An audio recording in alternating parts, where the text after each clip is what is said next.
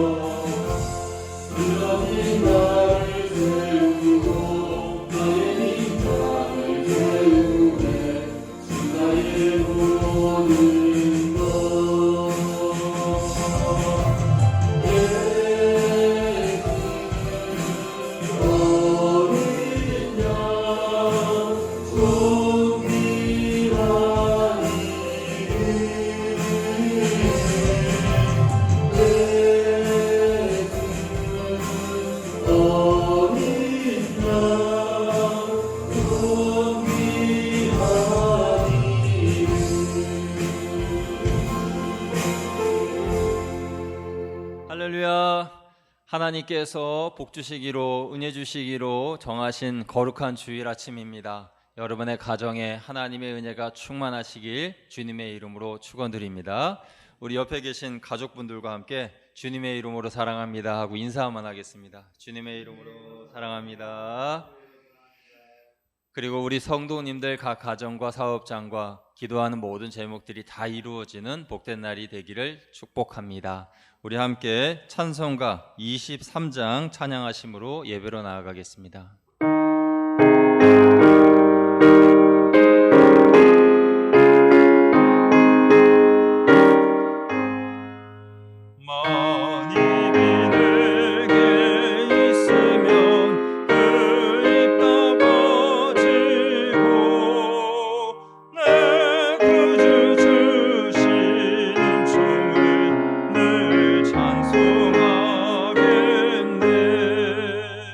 내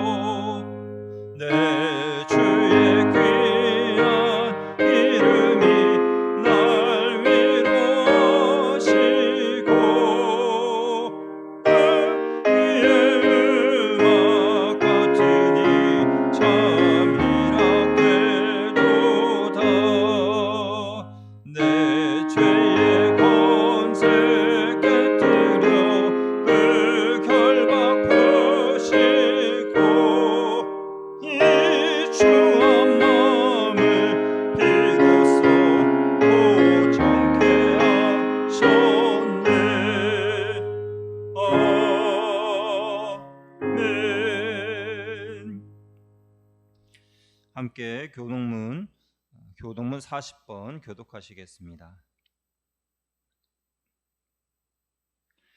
새 노래로 여호와께 노래하라. 온 땅이여 여호와께 노래할지어다. 여호와께 노래하여 그의 이름을 송축하며 그의 구원을 날마다 전파할지어다. 그의 영광을 백성들 가운데에, 그의 기이한 행적을 만민 가운데에 선포할지어다. 만국의 모든 신들은 우상들이지만 여호와께서는 하늘을 지으셨음이로다. 존귀와 위엄이 그의 앞에 있으며 능력과 아름다움이 그의 성소에 있도다. 아름답고 거룩한 곳으로 여호와께 예배할지어다. 온 땅이여 그 앞에서 떨지어다.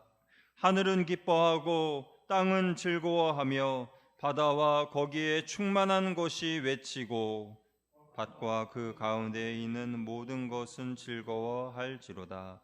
그때 숲의 모든 나무들이 여호와 앞에서 즐거이 노래하리니 그가 임하시되 땅을 심판하러 임하실 것임이라. 그가 의로 세계를 심판하시며 그의 진실하심으로 백성을 심판하시리로다. 아멘. 나는 전능하신 아버지 하나님 천지의 창조주를 믿습니다. 나는 그의 유일하신 아들 우리 주 예수 그리스도를 믿습니다. 그는 성령으로 잉태되어 동정녀 마리아에게서 나시고 본디오 빌라도에게 고난을 받아 십자가에 못 박혀 죽으시고 장사된 지 사흘 만에 죽은 자 가운데서 다시 살아나셨으며 하늘에 오르시어 전능하신 아버지 하나님 우편에 앉아 계시다가 거기로부터 살아있는 자와 죽은 자를 심판하러 오십니다. 나는 성령을 믿으며 거룩한 공교회와 성도의 교제와 죄를 용서받는 것과 몸의 부활과 영생을 믿습니다. 아멘. 이 시간 지난 한 주간 우리가 지은 죄를 생각하면서 하나님께 참회의 기도를 드리겠습니다.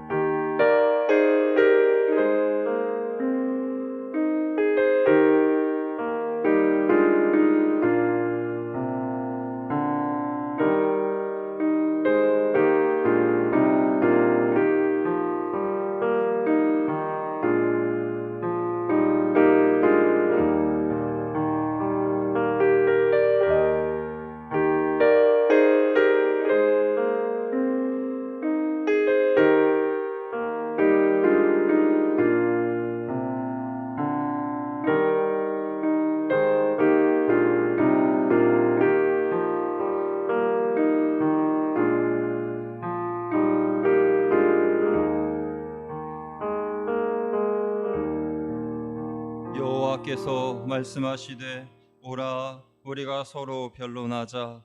너희의 죄가 주홍 같을지라도 눈과 같이 희어질 것이요 진홍같이 붉을지라도 양털같이 희게 되리라. 아멘. 찬송가 273장 함께 찬양하시겠습니다.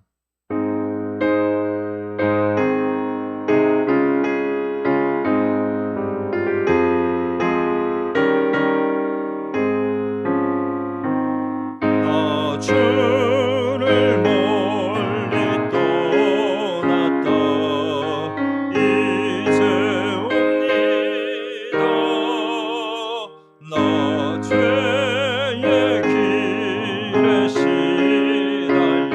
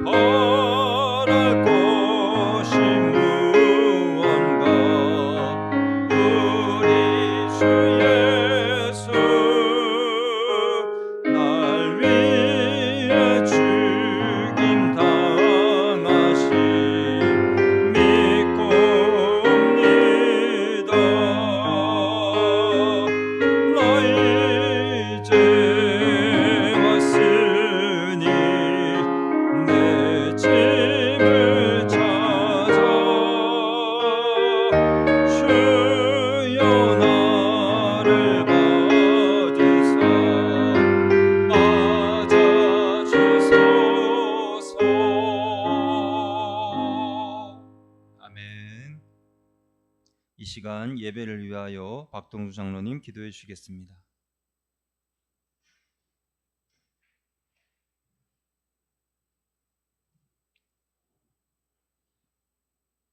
기도하겠습니다.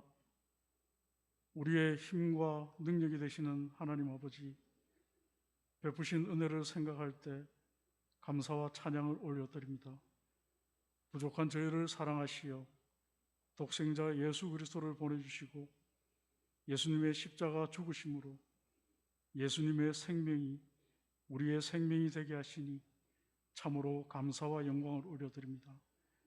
주님께서 허락하신 기쁘고 즐거운 오늘, 하나님의 선하신 계획을 생각하며 우리의 잘못된 삶을 회개합니다. 하나님께서는 항상 우리가 가진 믿음의 분량보다 더 큰 은혜를 우리에게 주셨지만 우리는 그것에 감사할 줄도 모르고 당연히 내가 받아야 할 것을 받는 것처럼 살아가고 있습니다. 하나님께서는 하나님을 사랑하고 내 이웃을 내 몸과 같이 사랑하라는 계명을 저희들에게 주셨지만 오직 나의 계명으로만 사는 저희들을 불쌍히 여겨 주옵소서. 이제는 정말 옛사람의 구습과 허물을 버리고 물과 성령으로 거듭나는 저희들이 되게 하옵소서.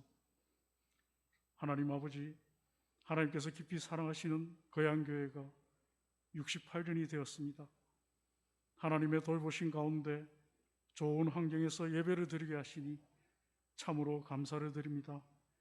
지난 2년 동안 엘리베이터 공사, 천정 공사, 에어컨 공사로 쾌적한 환경에서 하나님을 만나게 하시고 이번 주 완공된 본당 리모델링 부속실 공사까지 하나님의 은혜 가운데 단 한 건의 불미스러운 일이 없이 완공되게 하시니 감사를 드립니다. 아무튼 하나님께서 허락하신 좋은 환경에서 하나님을 깊이 묵상하며 하나님의 뜻을 이루어드리는 저희가 되게 하옵소서. 살아계신 하나님, 대한민국을 위해 기도합니다. 지나온 수천 년 동안 우상을 섬기며 제약 가운데 살아온 이민족, 이 백성들에게 복음이 들리게 하실 뿐만 아니라 그 복음을 믿게 하신 것은 한마디로 기적이었습니다. 준비된 것 하나 없이 가난하게 평생 살 수밖에 없었던 작고 보잘것없던 이 나라를 이렇듯 부강한 나라로 만들어주신 것도 기적입니다. 하지만 하나님, 지금 대한민국 사회는 그 옛날 노아의 시대처럼 하나님이 보이지 않습니다. 하나님의 소리는 남의 탓만 하는 사람의 소리밖에 들리지 않습니다. 하나님, 지금 정부가 교회에 대해 아쉬운 이야기를 하고 있지만 우리가 이 순간 명심해야 할 것은 정부는 교회의 적이 아님을 우리가 알게 하옵소서. 혹시라도 정부가 종교 탄압의 의도가 있다 하더라도 우리가 할 일은 예수 십자가의 복음의 가치를 지켜내는 것임을 알게 하옵소서. 코로나 시대를 맞아 저희는 온라인 예배도 잘 드리고 있고 고용 모임도 자제하고 있습니다. 물론 방역 수칙도 철저하게 지키면서 이 기간 정부의 방침에 끌려다니지 않고 스스로 잘 해오고 있습니다. 하나님은 이미 세상을 이기셨습니다. 하나님은 우리가 참고 인내하는 것을 아십니다. 지금 코로나 시대를 맞아 무더운 날씨 마스크를 계속 써야 하고 가보고 싶은 곳도 가지 못하고 자유롭게 보고 싶은 사람도 만나지 못하고 예배도 온라인으로 드리지만 우리가 이 기간 믿음의 균형을 잃지 않고 성령 안에서 예수 십자가의 보혈, 그 피의 거룩한 가치를 증거하며 살아간다면 머지않아 진리의 하나님께서 우리의 예배를 꼭 회복시켜 주실 것을 저희들은 믿습니다. 진리의 성령님, 저희들을 긍휼히 여겨 주옵소서. 이 시간 하나님의 말씀 속으로 나아갑니다. 말씀을 전하실 사랑하는 주의 사자 김기태 담임 목사님을 이 시간 하나님의 마음으로 붙들어 주시고 성령 충만함으로 채워 주옵소서. 오늘 준비하신 하나님의 말씀이 지금 이 시간에도 원치 않는 질병으로 인해 고통받고 있는 성도들과 그 가족들의 상한 심령이 위로함을 받으며 이 예배에 참여한 우리 모두의 약한 곳이 하나님으로 인해 치유함받는 은혜가 있게 하옵소서. 이 모든 말씀 예수님 거룩하신 이름으로 기도합니다. 아멘.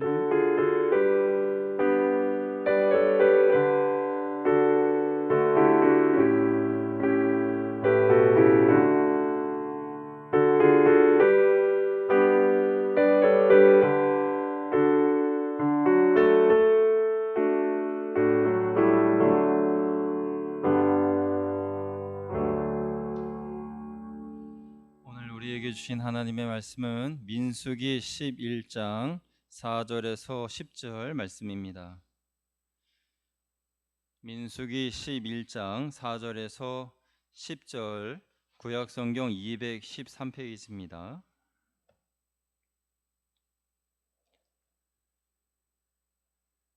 민수기 11장 4절에서 10절 말씀을 다 찾으신 줄 알고 제가 봉독하겠습니다. 그들 중에 섞여 사는 다른 인종들이 탐욕을 품음에 이스라엘 자손도 다시 울며 이르되 누가 우리에게 고기를 주어 먹게 하랴. 우리가 애굽에 있을 때에는 값없이 생선과 오이와 참외와 부추와 파와 마늘들을 먹은 것이 생각나거늘 이제는 우리의 기력이 다하여 이 만나 외에는 보이는 것이 아무것도 없도다 하니 만나는 가시와 같고 모양은 진주와 같은 것이라. 백성이 두루 다니며 그것을 거두어 맷돌에 갈기도 하며 절구에 찢기도 하고 가마에 삶기도 하여 과자를 만들었으니 그 맛이 기름 섞은 과자 맛 같았더라. 밤에 이슬이 진영에 내릴 때에 만나도 함께 내렸더라. 백성의 온 종족들이 각기 자기 장막 문에서 우는 것을 모세가 들으니라. 이러므로 여호와의 진노가 심히 크고 모세도 기뻐하지 아니하여. 아멘. 할렐루야. 우리 성도님들 한 주간 평안하셨습니까? 오늘은 선민입니까? 에레브입니까? 라는 제목으로 하나님의 말씀을 나누려고 합니다. 이스라엘 백성들은 일종의 특권의식이 있었습니다. 그것은 선민의식이죠. 선민의식이라는 것은 하나님께서 특별히 불러서 자기의 백성으로 삼으셨다. 거룩한 백성이다, 구별된 백성이다 라는 그러한 뜻입니다. 나라마다 각기 자기 나라에 대한 자긍심과 자부심이 있습니다. 우리 민족도 민족적인 자긍심이 대단하죠. 우리나라는 예로부터 단일 민족이라고 하는 자긍심과 자부심을 가지고 있습니다. 5,000년 역사의 단일 민족이라는 자긍심이 있지만 엄밀히 보면 우리 나라를 위한 자긍심입니다. 우리나라뿐만 아니라 다른 나라들도 마찬가지죠. 각각 나라의 나라를 향한 애국심 그리고 자긍심, 자부심은 그 나라를 위한 것입니다. 그런데 하나님께서 선민으로 부르신 백성 이스라엘을 통하여 선민 공동체를 세우려 하실 때에는 이스라엘 한 나라를 위한 것이 아니라 이스라엘을 통하여 세계의 모든 열국들을 위한 하나님의 계획이시라는 것이죠. 그것이 좀 다릅니다. 하나님께서 그의 백성을 선민으로 부르신 것은 그들에게 복을 주사 그 복을 자신들만의 것이 아니라 세계의 모든 만민에게 하나님의 복을 주시기 위하여 이스라엘을 부르셨다라는 것이죠. 그게 바로 선민사상, 선민공동체의 의식입니다. 이를 위하여 하나님께서 먼저 이스라엘을 하나님의 백성으로 부르셨고 온 세계의 제사장 나라가 되게 하셨습니다. 그리고 제사장 나라인 이스라엘을 통하여서 온 세계가 구원을 받고 하나님의 복을 받도록 하시는 것이 하나님의 계획이었습니다. 그래서 하나님께서는 이스라엘 백성들에게 하나님의 백성들에게 이와 같은 복을 주셨어요. 민수기 6장 22절에서 27절 말씀을 보면 하나님께서 아론 제사장을 통하여서 이스라엘 백성들에게 이렇게 복을 내리십니다. 여호와는 내게 복을 주시고 너를 지키시기를 원하며 여호와는 그의 얼굴을 너희에게 비추사 은혜 베푸시기를 원하며 여호와는 그 얼굴을 내게로 향하여 드사 평강 주시기를 원하노라. 이런 축복의 말씀을 아론을 통하여 말씀케 하셨습니다. 그런데 하나님께서 당신의 백성들에게 복을 주신 이유와 목적은 하나님의 구원을 만방중에 알리려고 하신 것인데, 그런데 이것을 안타깝게도 이스라엘이 망각하였습니다. 하나님의 복을 주신 그 본 뜻을 이행하지 못했습니다.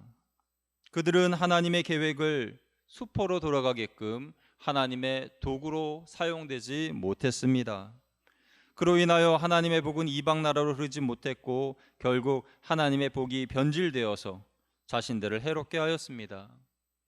오늘날 한국 교회와 믿는 성도들이 하나님이 주신 복을 올바르게 선용하지 못하고 그 복이 흐르지 못하고 내 가정 안에만 고여 있고 내 나라 안에만 고여 있고, 그러므로 말미암아 하나님의 계획이 어쩌면 수포로 돌아가고 있는지 우리는 곰곰이 생각해 보아야 합니다. 이 또한 하나님의 선민 사상을 잘못 이해함으로 말미암아 생긴 피해라고 할 수 있을 것입니다. 이렇게 되지 않기 위해서 우리는 하나님이 주신 복을 망각해서는 안 됩니다. 하나님께서 우리에게 복을 주신 이유에 대해서 망각해서는 안 된다는 것이죠. 무엇을 망각해서는 안 된다는 말입니까? 우리가 하나님께 복을 받은 이유가 무엇인가? 우리 민족이 하나님께 복을 받아 이렇게 하나님께서 이 세계 위에 으뜸되는 나라를 세워주신 이유가 무엇인지를 망각해서는 안 된다는 것인데, 쉽게 말해 복음을 위해 내가 물질이 있어야 하고 복음 때문에 내가 복을 받아야 한다는 이런 우선순위가 바로 세워져야 한다라는 것입니다. 하나님께 복을 받아야 하는 이유가 나 자신을 위함이 아니라 하나님께서 구원하실 잃어버린 그 양을 위하여 내가 도구로 쓰임받기 위해서는 하나님께 복을 받아야 하고 하나님께 쓰임받아야 하고 건강해야 하고 하나님의 은혜로서 은혜의 도구로서 사용될 수 있는 그런 준비가 되어 있어야 한다는 것이죠. 하나님의 마음을 알아갈수록 타인을 향한 영적인 관심이 깊어집니다. 그렇기 때문에 하나님의 사람은 자기 중심적이지 않습니다. 자기밖에 모르는 이기적인 신앙인은 어린아이 신앙인이죠. 왜냐하면 어린이들은 자기밖에 모르기 때문에요. 그러나 어린아이 신앙이라도 점점 하나님을 경험하면 그 신앙은 점차 성숙해집니다. 점차 자신의 생각이나 뜻이 아니라 하나님의 생각이나 하나님의 뜻을 가슴에 품고 하나님의 생각을 하며 살아가게 됩니다.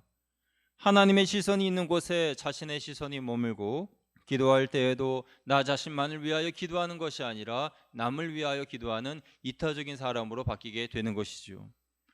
그런데 그렇게 신앙이 성장하게 되면 한 가지 하나님의 마음을 이해하게 되는데, 그것은 온 세상을 향한 영혼 구원의 열정입니다.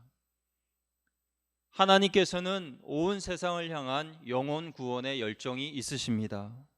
하나님께서는 나의 신앙이 우리의 신앙으로 자라기를 원하시고 우리의 신앙이 나라를 위한 신앙으로 자라기를 원하시고 나라를 위한 신앙이 세계 열방을 위한 신앙으로 자라기를 원하십니다. 그래서 십자가의 복음이 세계 땅끝까지 전파되는 복음 전파의 현장을 하나님께서 보기를 원하십니다. 누구를 통해서요? 저와 여러분을 통해서 보기를 원하십니다. 그래서 하나님께서 이스라엘을 택하셨고, 그래서 하나님께서 우리를 택하사 선민 공동체 삼아 주셨습니다.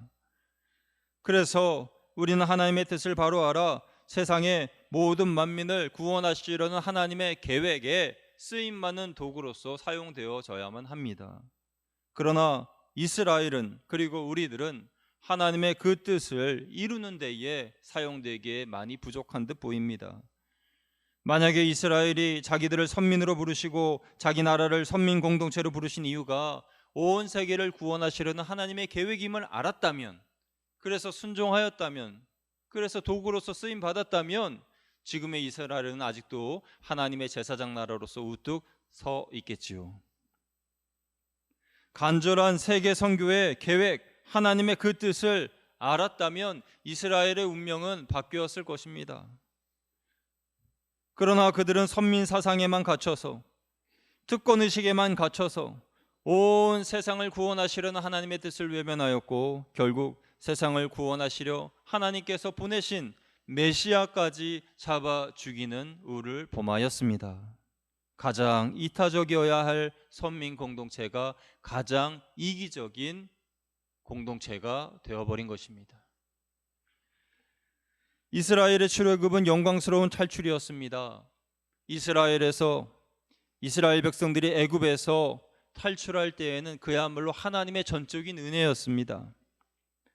애굽의 종되었던 430년의 생활을 청산하고 하나님의 약속의 땅으로, 그 가나안 땅으로 나아가는 첫 발걸음을 뗀 그들은 너무도 기뻐하였습니다.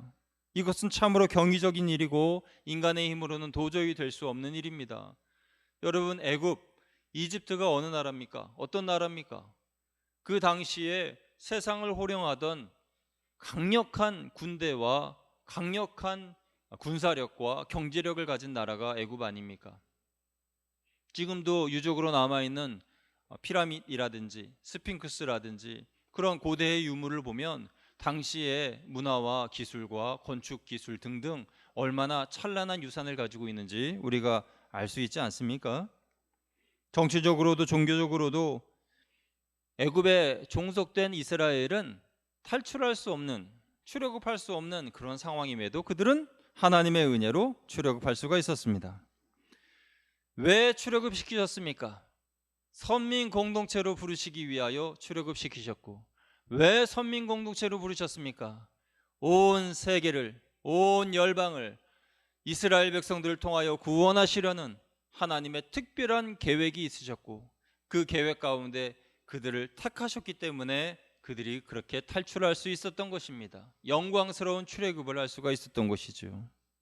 그런데 여러분, 중요한 것은 시간이 점점 지나가면서 그들은 왜 과거에 우리가 애굽의 포로가 되었는지, 왜 우리가 하나님의 은혜를 입어서 이렇게 선민이 되었는지, 그 이유와 목적을 망각하면서 하나님께서는 그들을 통하여, 선민 공동들을 통하여서 이루시려는 그 계획과 뜻을 그들은 품지 못하였다는 것이죠. 하나님의 계획이 무산되었다는 것입니다.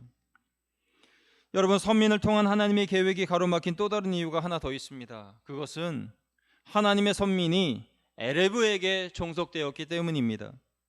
출애굽기 12장 38절을 보면요, 수많은 잡족과 양과 소와 심이 많은 가축이 그들과 함께 하였으며 라고 말씀하고 있습니다. 여기서 수많은 잡족이라는 것이 바로 히브리어로 에레브입니다.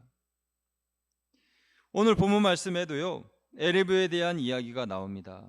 우리 4절 말씀 아까 읽었는데요, 다시 한번 읽어볼까요? 민수기 11장 4절 말씀 같이 한번 읽어보도록 하겠습니다. 시작. 그들 중에 섞여 사는 다른 인종들이 탐욕을 품음에 이스라엘 자손도 다시 울며 이르되 누가 우리에게 고기를 주어 먹게 하랴. 여기서 섞여 사는 다른 인종들, 이들이 바로 에레브입니다. 그러니까 말씀드린 출애굽기 12장 38절에 수많은 잡족, 그들이 바로 이들이고 이들이 바로 에레브라는 거예요. 아브라함으로부터 시작된 이스라엘 민족이 요셉 때에는 단 70명, 그러니까 야곱의 식솔들이 고센 땅으로 이동할 때에 약 70명 정도밖에 되지 않았지만, 시간이 흘러 이제 요셉을 알지 못하는 바로 왕이 통치할 그때에, 애굽을 떠나 출애굽할 그때에는 장정만 60만 명, 장정만 60만 명이라는 어마어마한 국가를 이루게 되었습니다. 그러나 이때 함께 동행한 사람들 중에는 순수한 이스라엘 민족들만 나온 것이 아니라 수많은 잡족 인종들이 함께 나왔는데, 그들이 바로 에레브고 그들과 함께 이스라엘은 출애굽하였던 것입니다. 이것은 오늘 우리에게 큰 영적 교훈을 주는데요, 먼저 에레브의 숫자가 많다고 잘못된 것이 아닙니다. 에레브의 숫자가 많아서 이스라엘 백성들이 문제가 된 것이 아닙니다. 왜냐하면 하나님께서는 함께 출애굽한 그 에레브들도 구원하기를 원하셨거든요. 그래서 시내산에서 언약을 맺으실 때에 그들과 함께 언약을 맺으셨습니다. 에레브는요, 이스라엘 백성들과 사업상의 이유로 교류하다가 그 땅이 좋아서 머문 사람들, 정착한 외국인들이었습니다. 그 중에는 하나님을 믿은 사람들도 있어요.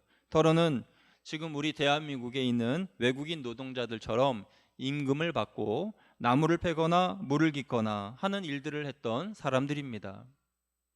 또는 정치적으로 애국과 각을 세워서 사람들이 이스라엘의 출애굽을 보고 우리도 함께 저 애굽을 탈출하여 나가자 하여 따라 나온 그런 정치적인 그런 반대 성향이 있는 사람들일 수도 있습니다. 정리해 보면 이스라엘과 함께 했던 그 에레브들은 이스라엘 백성들과는 혈통적으로 아무런 상관이 없는 사람들이었고 이방인들이었고 단지 이해 관계가 맞았던 사람들이다라는 것이죠. 어쩌면 그들은 출애굽의 과정에서 하나님이 보여주신 그 위대하심을 보고 나도 이스라엘 백성이 되고 싶다 하여 출애굽했을 수도 있습니다. 그들의 출애굽의 첫 시작과 동기는 참으로 순수했습니다. 어쨌든 그들은 출애굽이라는 영광의 탈출에 함께 동행하게 되었고 점점 에레브가 아닌 이스라엘로 살아가게 되었습니다. 그러던 어느 날 시내산에 도착해서 그들은 시내산 언약을 맺었죠. 출애굽기 24장에 시내산 언약을 맺을 때에 모세는 시내산에서 에레브 사람들과 함께 시내산 언약을 맺었는데 하나님의 말씀에 순종하며 살아갈 것을 다짐받았습니다. 그들은 한 목소리로 우리가 준행하겠습니다. 우리가 하나님의 말씀을 준행하겠습니다 라고 선포하면서 약속하였습니다. 그래서 그들은 하나님의 백성이 되었습니다. 따라서 시내산 언약은 이스라엘 백성들과만 맺은 언약이 아니라 에레브와도 맺은 언약입니다. 이때부터 공식적으로 에레브는 선민 공동체요 하나님의 백성들이 된 것입니다. 그런데요, 이 에레브들이 애굽에서 나올 때 준비한 음식들이 떨어지자 본격적으로 광야에서 생활하게 되자 그들은 변하기 시작했습니다. 그들은 몹시 불평했고 원망했고 저주했습니다. 그래서 오늘 본문 11장 4절에요. 그들 중에 섞여 사는 다른 인종들이 탐욕을 품음에 이스라엘 자손들도 다시 울며 이르되 그랬어요. 누가 우리에게 고기를 먹게 하랴 하면서 울었습니다. 그러니까 여러분 상상해 보세요. 에레브들이 먼저 울면서 탄식합니다. 내가 애굽에 있을 때는 이것도 먹고 저것도 먹고 부추도 먹고 마늘도 먹고 고기도 먹고 그랬는데 지금 여기서는 이게 뭐냐? 만나 외에는 우리가 먹는 것이 무엇이냐고 할 때에 이스라엘 백성들도 같이 울었어요. 맞습니다. 우리가 이곳에서 먹는 것이 무엇입니까? 하고 울었어요. 이 말은 무슨 말입니까? 선민 이스라엘 공동체가 에레브에게 종속됐다는 말이에요. 선민들의 신앙이 에레브의 신앙만 못지 않았다는 겁니다. 에레브의 신앙이 종속되었다는 거예요. 그래서 그들이 불평할 때에 오히려 책망하며 하나님을 욕하게 하지 말아라 하며 호통치면서 꾸짖어야 될 선민들이 맞아, 저 사람들의 말이 맞아, 생각해보니 하나님께서 우리에게 해주신 것이 무엇이야? 우리는 이 광야에서 이렇게 힘들게 살다가 죽겠지 하면서 원망하고 불평하고 눈물 흘렸다는 거예요. 하나님께서 계획하셨던 선민 공동체를 통하여 계획하셨던 온 세계의 구원의 계획이 그들의 불평으로 인하여서 점점 무너져가고 있습니다. 만약에 하나님의 뜻대로 에레브를 책망하고 이스라엘의 선민들이 하나님의 사람들로서 이방을 향하신 하나님의 구원 계획이 어떤 것임을 알고 당당히 선포하고 그들을 선도해 나갔다면 역사는 바뀌었을 것이고 하나님의 계획은 순조롭게 진행되었겠지요. 그러나 에레브는 선민보다 강했습니다. 그들은 통제가 잘 되지 않았습니다. 그래서 모세가 죽은 후에 모세의 후계자 여호수아가 그의 생의 마지막 때에 여호수아 24장 15절 말씀을 보면 에레브와 함께 섞여 있는 이스라엘 백성들에게 이렇게 말합니다. 너희가 섬길 자를 오늘 택하라. 오직 나와 내 집은 여호와를 섬기겠노라. 에레브는 좀처럼 변하지 않았습니다. 모세에 이어서 여호수아가 통치하는 그때에도 에레브는 여전히 변하지 않았습니다. 여호수아는 세겜에 모인 이들 중에 에레브가 많이 있음을 알고 이렇게 하나님을 선택하라라고 말하였는데, 그런데 그때 에레브를 포함한 이스라엘의 모든 백성들이 우리는 하나님만 섬기겠나이다 라고 3번이나 맹세하였습니다. 모세의 때와 똑같지요. 그런데 여러분, 이들의 맹세가 중요합니다. 왜냐하면 우리도 과거에 다 에레브였기 때문입니다. 변질된 맹세임을 하나님께서 알았음에도 하나님께서 그들의 맹세를 받아두셨다는 것이 중요합니다. 우리의 믿음이라는 것이 시험과 어려움을 만날 때마다 넘어지고 쓰러지고 변할 수 있는 그런 연약한 믿음이지만, 하나님을 위하여 살겠습니다 라고 고백하는 그때에 그 맹세를 하나님께서 들어주시고 받아주시고 기억해 주신다는 것이 중요하지요. 우리는 과거에 다 에레브였습니다. 이전에 종교적인 배경이 달랐습니다. 신앙의 컬러도 다릅니다. 말씀을 들을 때에 해석하는 것도 다릅니다. 교회에 대한 마음과 목회자에 대한 마음, 생각도 다 다릅니다. 그것은 우리가 자라온 환경과 배경이 다 다르기 때문입니다. 그러나 그런 여러 신앙의 유형의 사람들이 신의 산에서 모여 하나님만을 섬기겠나이다 라고 고백했을 때에 그 고백을 중심으로 모든 사람들을 그래 너희는 이제 나의 백성이야 라고 인정해 주신 것처럼, 우리 거양교회에 모여서 하나님을 섬기겠다라고 다짐하는 우리 모두를 하나님은 그래 너희는 나의 자녀야 라고 인정해 주시며 우리를 선민 공동체로 인쳐 주시는 겁니다. 문제는 우리지요. 하나님은 변하지 않으시니까요. 항상 변하는 것은 우리입니다. 우리가 말씀을 곡해하고 신앙의 변질이 우리에게 옴으로 말미암아 하나님의 신의를 저버리고 하나님을 등진 삶을 살아가고 있지 않습니까? 여러분, 오늘 본문의 에레브들의 모습을 보면서 오늘 나의 모습은 어떻습니까? 이들의 모습을 보면서 내 모습을 한번 보시기를 바랍니다. 나는 지금 저들의 모습을 하고 살고 있지 않나? 나도 저들처럼 하나님과 동떨어진 삶을 살고 있진 않는가? 혹시 나의 발걸음이 세상의 즐거움을 따라가는 발걸음은 아닌가? 우리는 상기해 보아야 합니다. 나는 신의 산에서 세겜 땅에서 언약을 맺었던 저들처럼 하나님 앞에 맹세하고 고백하고 기도하였는데 그 기도, 그 고백을 나는 무시한 채, 망각한 채 오늘을 살고 있진 않는가? 작은 시험과 문제와 고난 앞에서 나는 하나님의 그 말씀을 외면하고 잊어버린 채 세상의 그 공포와 두려움 앞에서 벌벌 떨면서 하나님이란 존재를 완전히 잊어버리고 살고 있지는 않는가? 그렇게 우리가 나는 에레브가 되지 않았는지 상기해 보아야 합니다. 여러분, 우리는 잊지 말아야 합니다. 신의 산과 세겜에서 에레브들이 하였던 그 맹세를 우리는 잊지 말아야 합니다. 여러분 기억해 보세요. 여러분 속으로 하나님만을 위해 살겠습니다 라고 고백한 때가 언제입니까? 그때의 그 고백을 벌써 잊어버리셨습니까? 왜 하나님과 맹세한 그 약속을 잊어버린 것입니까? 그것은 하나님 앞에 버려야 할 것을 과감하게 버리지 못했기 때문입니다. 우리는 그릇된 행실을 버려야 합니다. 습관적으로 반복되는 죄도 버려야 됩니다. 이 신앙의 싸움에서 우리가 이기지 못하면 나도 모르게 에레브로 전락되게 됩니다. 또 우리는 에레브가 되지 않기 위하여 하나님만 바라보아야 합니다. 과거의 즐거움을 돌아보면 나도 모르게 에레브가 됩니다. 그래서 성도에는 언제나 하나님만 바라보아야 합니다. 세상의 것을 바라보면 안목의 정욕과 이생의 자랑에 사로잡히게 됩니다. 그래서 하나님만 바라보아야 합니다. 하나님의 뜻을 지향해야 하고 하나님을 향하여 마음을 두어야 하고 하나님을 향하여 내 마음을 펼쳐야 합니다. 그래야 세상의 유혹의 틈타지 못합니다. 그러나 하나님을 바라보되 눈은 자꾸만 좌우로 기웃기웃 거리게 되면요, 그러면 내 마음이 빼앗기게 되고 나도 모르게 어느새 나는 에레브가 됩니다. 어느새 불평하는 사람이 됩니다.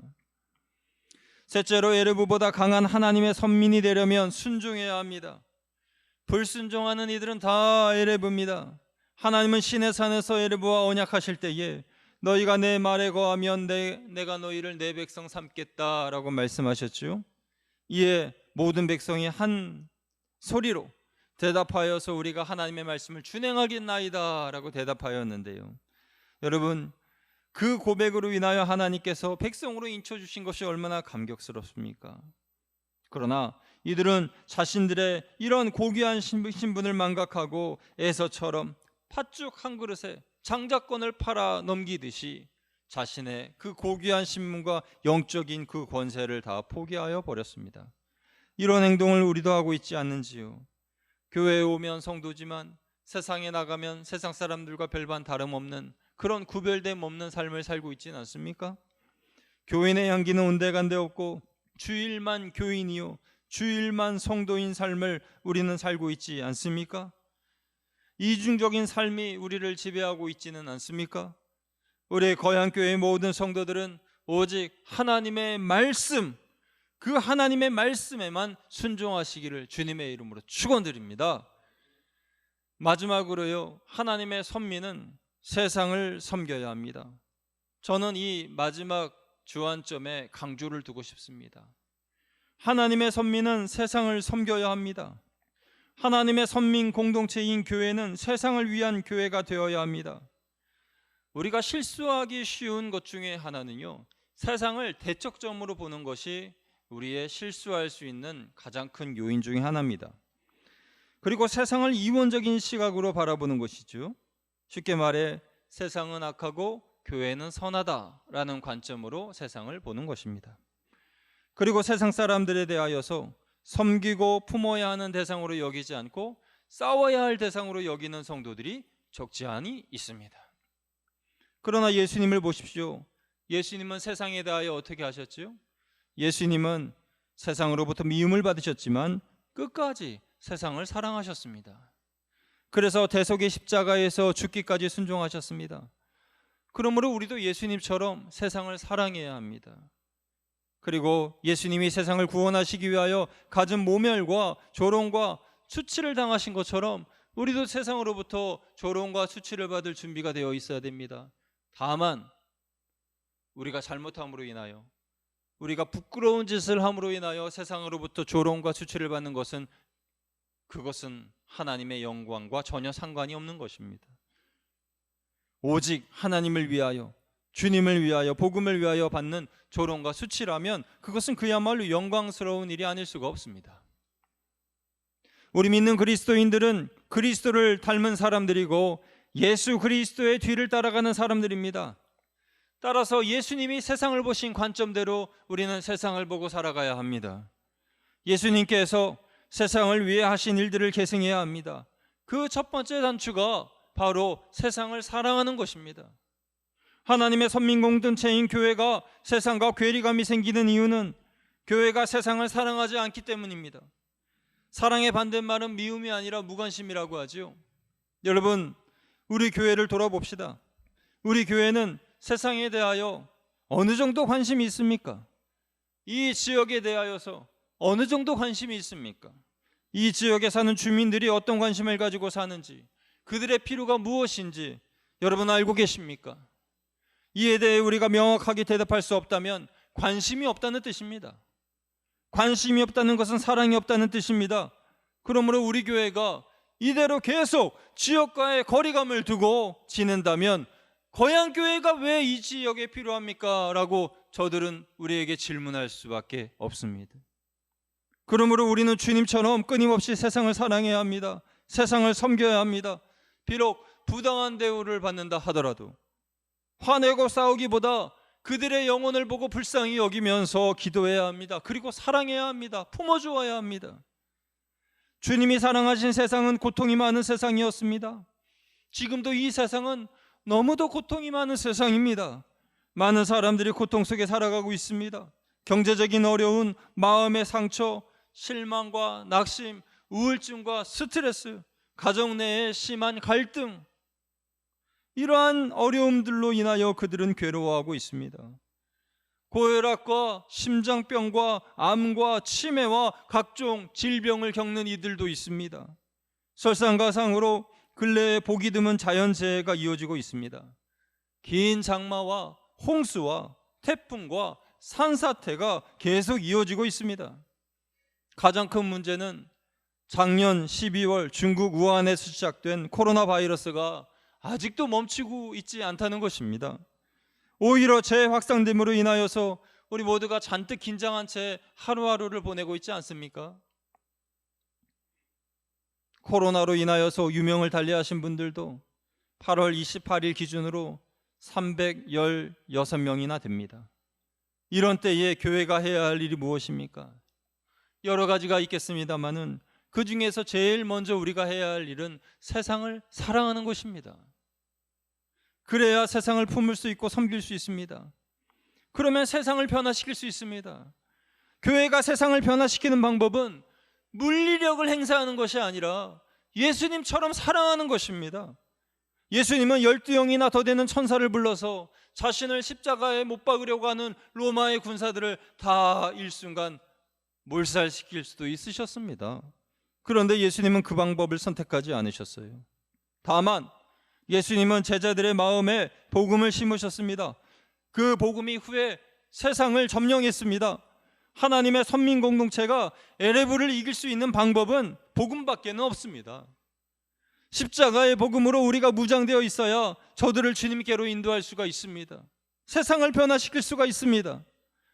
예수님께서는 세상을 향하여 물리력을 행사하라고 말씀하지 않으셨습니다. 그러나 예수님께서는 무기력하지도 않으셨어요. 예수님은 제자들에게 말씀하셨습니다. 너희는 가서 모든 족속으로 제자를 삼아라. 이 예수님의 지상명령은 지금 코로나 시대에도 계속 이어져야 합니다. 세상을 향한 교회의 가장 큰 사랑의 실천은 복음을 전하는 것이지요. 구제하고 섬기고 그런 것도 중요합니다만은 예수님의 사랑이 없이, 예수님의 복음이 없이 그러한 구제와 섬김, 나눔은 어떻게 보면 울리는 꽹과리와 같습니다. 복음을 배제한 채 이루어지는 구제, 봉사, 섬김은 세상을 향한 사랑의 실천이라고 볼 수 없습니다. 그래서 오늘도 하나님의 자녀들은 복음을 전해야 합니다. 제자를 삼아야 합니다. 전도해야 합니다. 비대면이지만 얼마든지 복음을 전할 수가 있습니다. 예수님의 지상명령을 수행할 수가 있습니다. 교회는 앞으로 장기화될 코로나를 대비해야 합니다. 그러기 위해선 교회 지도자들이 머리를 맞대고 깊이 연구해야 합니다. 하나님의 감동을 전하고 복음을 전하는 효과적인 방법이 무엇일까 고민하고 연구해 보아야 합니다. 제 이야기를 해서 죄송합니다만은 저는 모태신앙이지만 제가 처음으로 성령 체험을 한 것은 고등학교 1학년 때였습니다. 그때 친구로부터 찬양 테이프를 받았는데요. 당시에 온누리교회를 중심으로 경배와 찬양 집회가 붐이 일어나던 그런 때였습니다. 그런데 참 제 신앙이 지금 생각해도 참 못났어요. 그때 당시에 열심히 하나도 없었습니다. 그런데 무심코 친구가 준 찬양 테이프, 제 기억으로는 전하세 예수 4집이었던 것 같아요.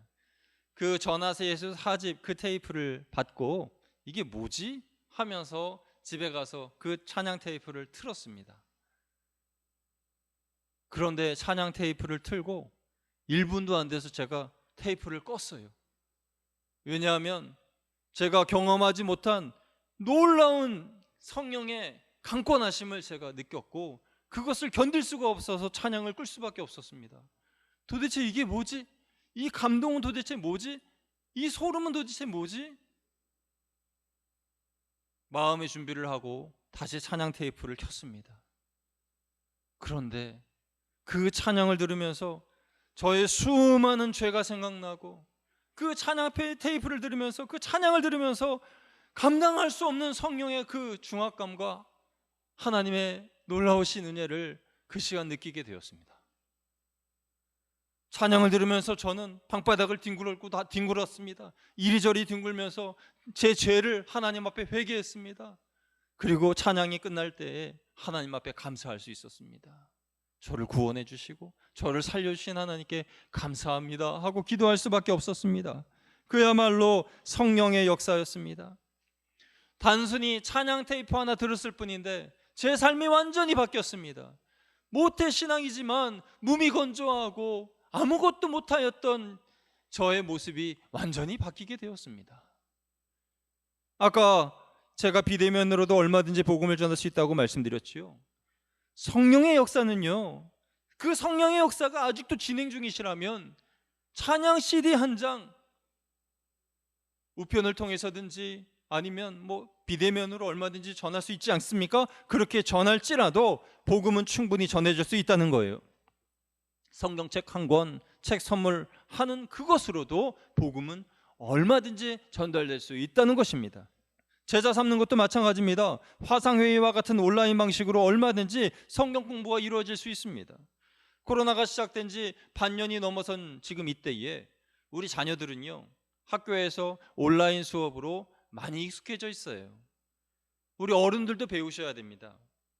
이 코로나가 장기화될 것을 우리가 준비하면서 어른들도 화상회의를 통해서 우리 아이들이 학교에 온라인 수업을 하듯이 그런 것을 나는 상관없다고 생각하지 마시고 앞으로의 구역 예배, 그리고 우리 지도자들의 그런 공부, 그런 구역 지도자 공부, 새신자 양육 공부 등등 그런 공부들도 그런 방식으로 앞으로 진행되어져야 되고, 우리는 그것을 연구하고 공부해야 됩니다. 우리 어르신들도 다 동참해 주셔야 됩니다.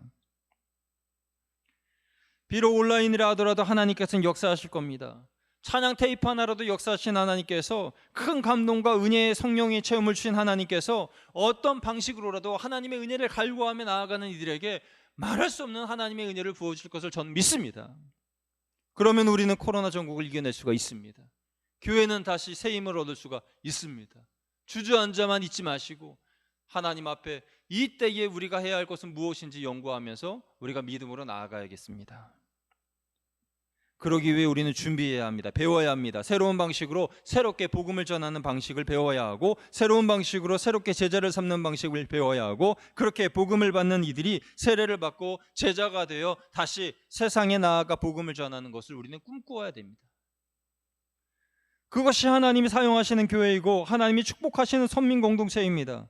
그런데 교회가 세상을 섬기기 위해서 필요한 것이 있다고 말씀드렸죠. 그것은 사랑입니다. 사랑이 없이는 울리는 꽹과리가 되기 때문에 이 모든 것들을 계획하고 준비하는 데에 앞서서 세상을 사랑해야 합니다. 이 지역을 사랑해야 합니다. 우리 교회가 이 양정동과 거제리에 세워진 이유에 대해서 분명히 알고 먼저 사랑해야 합니다. 그것이 하나님이 사용하시는 교회이고 하나님이 축복하시는 선민 공동체인 것입니다. 사도 바울은 고린도후서 5장 14절에서 그리스도의 사랑이 우리를 강권하시는도다 라고 말씀하였습니다.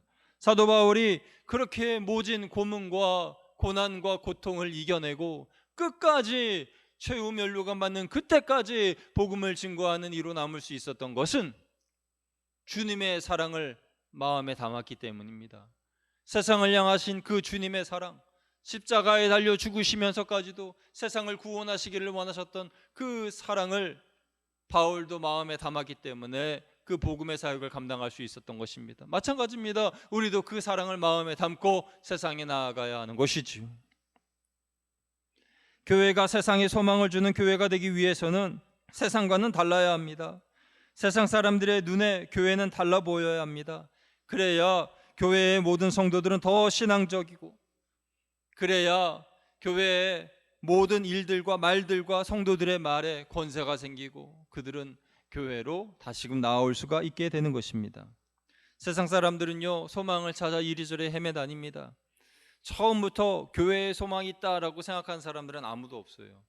다 자신들의 소망을 찾아 돈을 찾아가든지 사람을 찾아가든지 성적인 쾌락을 찾아가든지 그렇게 여기저기 찾아가다가 이 세상에는 도저히 소망을 찾을 수가 없구나. 그럼 내가 안 가본 곳이 어디냐? 아, 교회밖에 없구나. 주님 품 안에 소망이 있구나 하면서 교회로 나오게 되는데, 그때 교회가 준비되어 있지 않으면 그들을 품을 수가 없습니다. 그들을 사랑할 준비가 되어 있지 않으면 그들은 튕겨져 나갈 수밖에 없는 것이에요. 그래서 세상을 사랑하는 것이 이렇게 중요합니다. 옛날 이스라엘 백성들을 통하여 그들을 선민으로 삼아 만민을 구원하시라는 그 계획을 하나님께서 오늘 우리를 통하여 이루기를 원하시는데, 오늘 이 하나님의 부르심에 응답하실 분 계십니까? 바로 여러분들이 그런 분들이 되시기를 주님의 이름으로 부탁을 드립니다. 포기하지 마시고 여러분 선민 공동체로서 에레브를 오히려 종속시킬 수 있는 믿음의 성도들이 다 되시기를 주님의 이름으로 축원드립니다. 예수님의 위대함은 예수님의 섬김에 있습니다. 예수님은 섬김을 받으러 오신 것이 아니라 섬기기 위하여 오셨습니다. 그래서 예수님은 이 땅에 자기 목숨을 사람들의 대속물로 주셨습니다. 세상 사람들 다 알고 있습니다. 예수님께서 왜 이 땅에 오셨는지 알고 있습니다. 그런데 예수님을 닮았다고 하는, 그리스도를 닮았다고 하는 그리스도인들이 세상을 위하여 희생하지 않으려고 합니다. 대속물까지는 안 가더라도 세상을 위하여 희생하는 자세를 보여주지 못합니다. 오히려 이기적인 집단으로 불려집니다. 왜 이렇게 되었습니까? 하나님의 선민은, 하나님의 성도들이 에레브의 습성을 버리지 못하기 때문입니다. 아직도 내 내면으로부터 올라오는 그 에레브의 습성을 아직도 벗어나지 못하고 떠나지 못했기 때문입니다. 그래서 순간순간 욱하는 감정이 올라오고요, 순간순간 세상 사람들과 똑같은 말을 하고요, 똑같은 세상을 생각을 하고요, 재물적인 그런 이야기를 할 때에도 그렇고, 사람들을 만나서 이야기를 할 때도 그렇고, 이 사람이 도대체 교회에 다니는 사람인지 아닌지 분별할 수 없을 정도로 그에게서 거룩함을, 구별됨을 느낄 수가 없다면 어떻게 세상이 교회를 소망이라고 부를 수가 있겠습니까? 여러분, 아직도 나에게 에레베의 본성이 남아 있습니까? 그렇다면 그 에레베의 본성을 다 버리시기를 부탁을 드립니다. 하나님께서는 이스라엘을 통해 세상이 복을 받기를 원하셨고, 하나님께서는 지금 믿는 우리들을 통하여 세상이 복을 받기를 원하십니다. 우리의 관심은 이웃과 온 세상을 향해야 합니다. 세상을 향한 복의 통로가 되어야 합니다. 하나님의 복의 통로의 첫 번째 복의 통로가 되어주신 분은 바로 예수님이십니다. 예수님을 통하여서 모든 이들이 구원받을 수 있도록 복의 통로가 되어주셨습니다. 지금도 하나님께서는 복의 통로를 찾고 계십니다. 그 복의 통로가 바로 저와 여러분이 되어야 합니다. 세상이 소망이 되어야 됩니다. 우리는 예수님처럼 하나의 미랄로서 복의 통로가 되어야 합니다. 그것이 온 세상을 위한 예수님의 지상 명령을 순종하는 방법입니다. 세상과 싸우지 마세요. 세상 사람들과 싸우지 마세요. 그것은 주님의 방법이 아닙니다.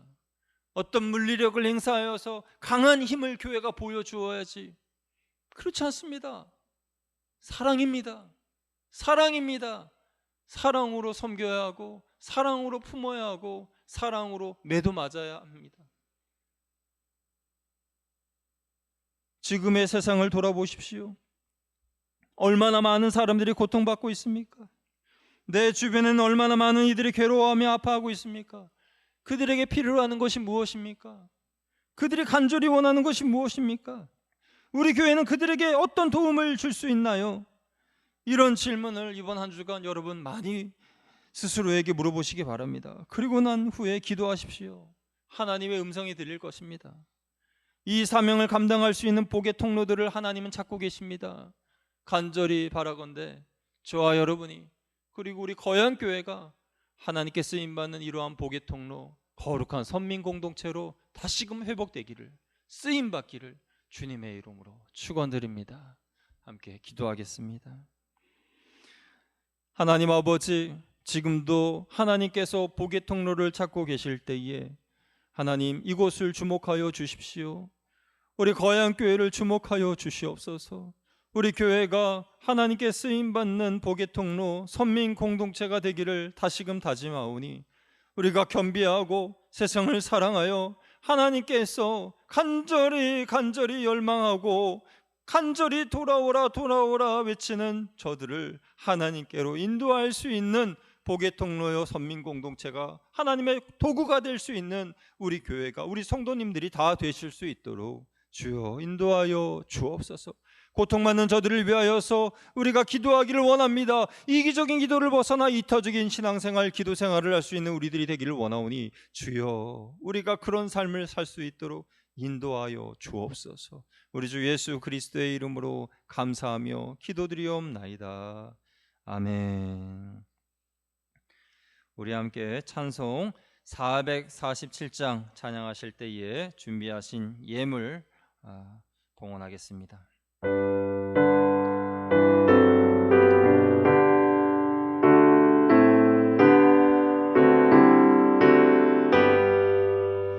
이 세상 끝날까지 주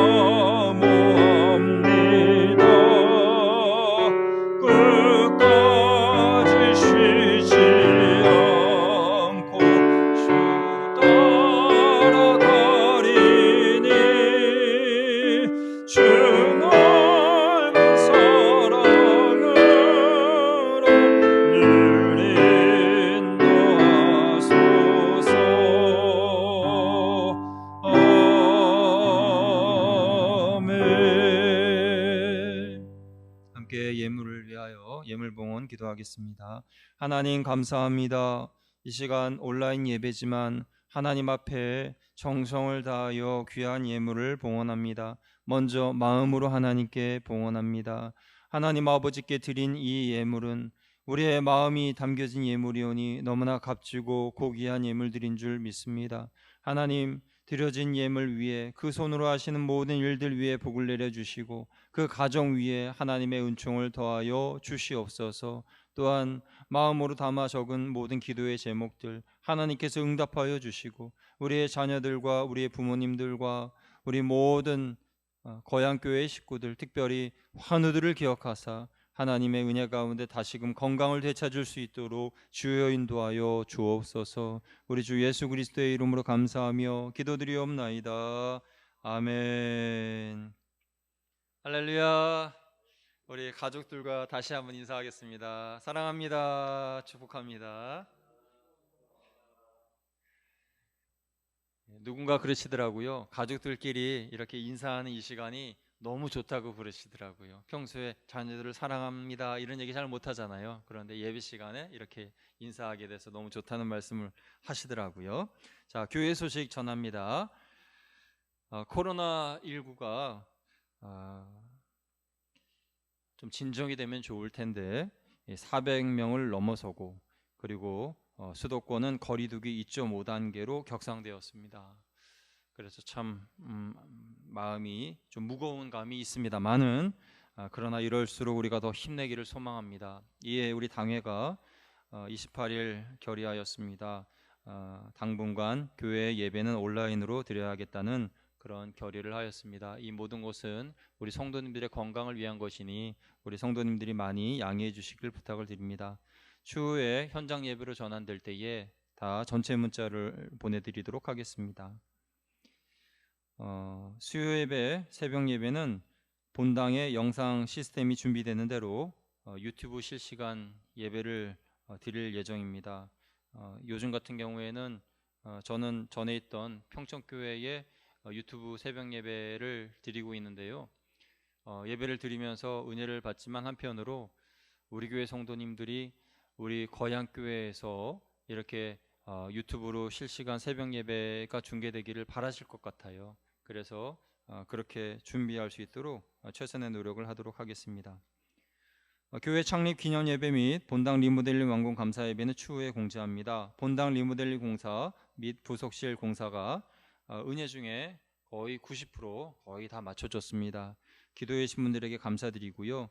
오는 30일 그러니까 오늘이죠. 오늘 오후 예배 오늘 오후 2시에 선교회 중심으로 교회 대청소를 실시합니다. 그래서 정해진 장소를 이미 문자로 통보해 드렸고요. 3, 4 남성교회는 계단, 지하 2층 외부 시설, 5, 6 남성교회는 본당 의자 정리, 3, 4 여전도회는 본당 청소, 5, 6, 7 여전도회는 주방, 유아실, 수유실, 9 아브라함실, 청년부는 본당 청년부실, 방송실, 청소년부 교사는 청소년부실, 아동부 교사는 아동부실, 유치부 교사는 유치부실입니다. 교회 오시면 또 크게 붙여놨으니까 여러분 보시고 청소하시면 되겠습니다. 해외에 휴가 다녀오시거나 다중 모임에 참석하신 분들 건강을 잘 체크해 주시기를 부탁을 드립니다. 어려운 시기일수록 서로를 위한 전하신만과 기도 부탁드리고요. 환우들을 위해서 기도해 주시기를 바랍니다. 우리 김영자 집사님, 이 구역의 김영자 집사님께서 골절상으로 인하여서 영도병원에 입원 중이십니다. 위하여서 기도해 주시고요. 우리 어르신들 건강하실 수 있도록 많이 기도해 주시길 부탁드립니다. 우리 다 함께 파송 찬양 주 안에 우린 하나 찬양하심으로 예배를 마치겠습니다.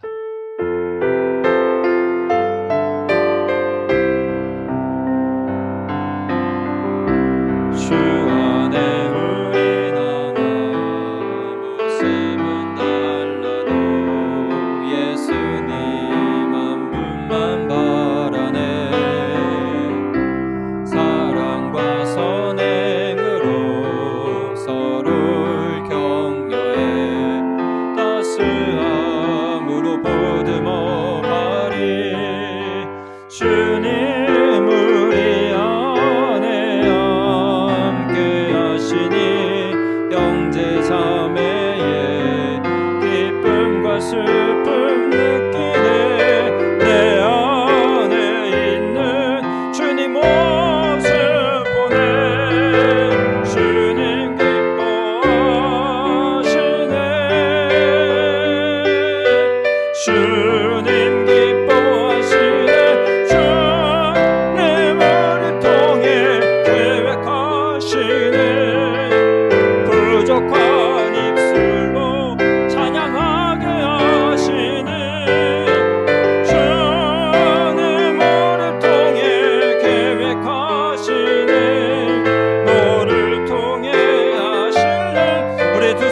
들고 주님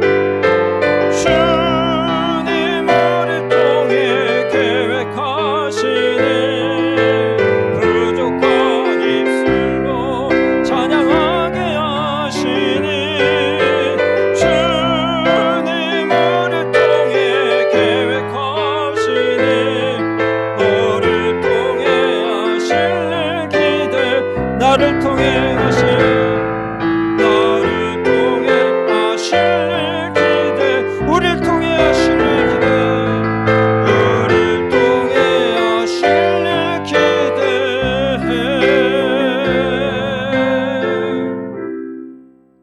이제는 우리 주 예수 그리스도의 은혜와 아버지 하나님의 만극하신 사랑하심과 성령님의 감화 감동하시고 교통하심이 우리를 선민으로 부르사 복의 통로 삼으시고 우리를 통하여 세상에 소망을 주시기를 원하시는 하나님의 계획에 순종하며 하나님의 뜻을 따르기로 다짐하는 하나님의 거룩한 믿음의 자녀들 한 분 한 분 머리 위에 온 세계 열방에 흩어져 복음을 증거하시는 선교사님들과 세상에 두루 퍼져 있는 코로나19와 싸우는 모든 방역진들과 의료진들 위에 그리고 그 고난이 속히 끊어지기를 기도하는 한국교회 위에 우리 거양교회 위에 이제로부터 영원토록 함께 하옵시기를 간절히 축원하옵나이다. 아멘.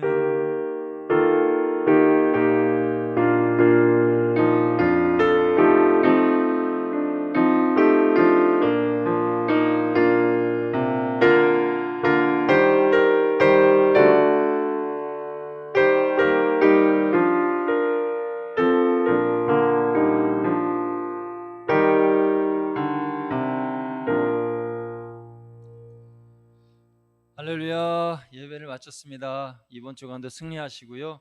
다음 주에 온라인으로 또 만나 예배를 드리기를 소망합니다. 축복합니다.